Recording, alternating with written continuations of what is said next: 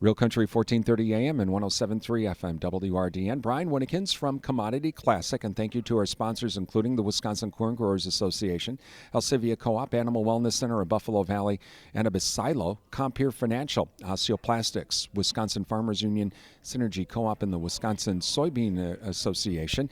Joining us right now, Randall Woodruff. He's a corn grower from the Chippewa Falls area, and he's past president. And we're going to talk with Randy here a little bit about this year's Commodity Classic and some of the things that are going on. Well, for those that don't know a little bit about the farm, Randall, tell us a little bit about the farm. Okay, I farm with my two brothers in Chippewa Falls. We have corn, soybean, and we have a small beef herd that we have on our land. And otherwise, we do some dark red kidney beans, and we've been farming. We're fourth generation, and so we farm a couple thousand acres. And So for I know up in Chippewa and even here in western Wisconsin, Pepin County, that's all the big nitrate thing in the groundwater.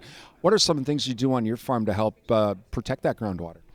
we do the cover crops. We do the minimal till most of our ground to do the least amount of tillage as possible. But yeah, in the springtime, we generally some of the years you just need to come and scratch it up a little bit to get that ground temperature to warm up. But as much as possible, we try to do no till on the soybean ground, and even on some corn ground we've done some. So it's what you put in for your conservation practice. The more we can do, the better. So I got to ask. Okay, you do the kidney beans. Obviously, that's for Chippewa Valley bean. I'm assuming, but how do you rotate that in with your corn and beans, or is that just a separate field and that's what it always is?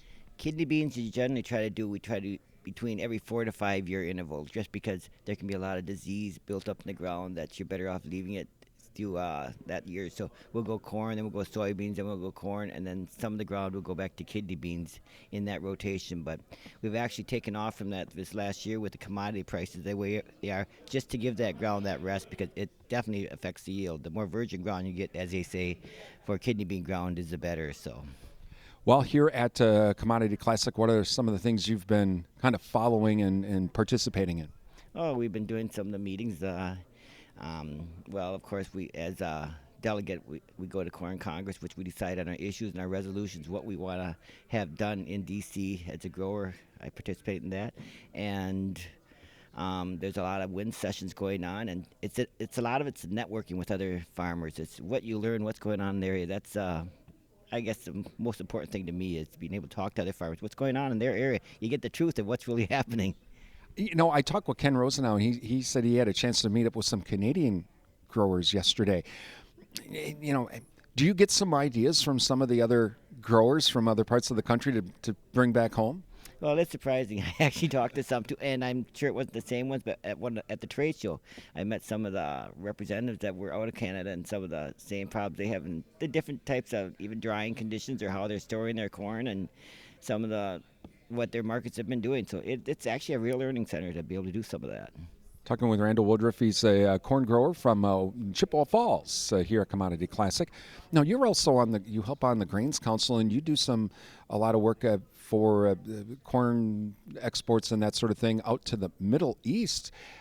Tell us a little bit about that. Oh, actually, that's a great experience to be able to get involved in that and be chosen for that. But I've had the chance to actually travel to Tunisia years ago and see some of the area around there and at the offices and such. But there's a lot of in Morocco. They're doing some training sessions that they set up in the United States to train the area out there of how to helping with the poultry, how we can start rations with DDG, well, distillers grains, and opening up that market for us. And we've even helped with programs where there's a lot more humidity out there, and when they bring in this corn, they're complaining, well, it's getting moldy. Well, we've done some training area on how to get ventilation in with ventilation tubes in this corn that they're storing, and better processes to make. And we're also doing a starch program right now where that's the one thing that they say our Brazil corn is so much better and such. Well, we have proven university studies showing that the starch availability in U.S. corn is higher than the others, and the profit they can make by going with U.S. corn. But the education projects that we do out there, and now these learning centers started out in Tunisia. We're getting people from all over the country coming into that.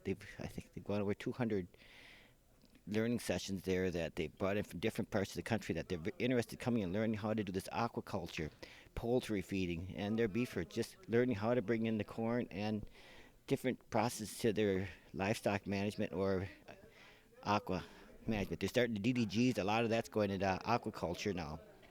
Wow, that's some fascinating and that's some exciting stuff because with our ethanol industry, that's again a lot of people they don't realize that we're only taking the starch, from the corn for the ethanol, but then those DDGs we're using for animal feed, not only in the U.S. but it sounds like we're exporting that a lot too.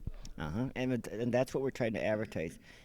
They say that corn kernels are so much harder in Brazil. They can't get the starch out of there. It's a harder process to get the starch out. They can't get as much out. Whereas the U.S. corn is a softer kernel where they can get that out in their starch process. So it's education that we're going by.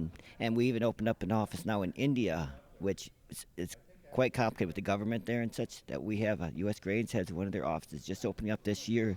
They got their feet on the ground, as to say, opening up that office and working with government and the people around and the buyers, which is going really well. And as you know, India is becoming one of the largest growing countries. They're becoming more of a middle class, and their population is soon to be beating China's population. I mean, that's where the growing people are, and is India is one of the places. And so it's an important place for us to get in for our marketplace. Randall Woodruff, he's a corn grower from Chippewa Falls here at Commodity Classic. I'm Brian Winnikins for WRDN.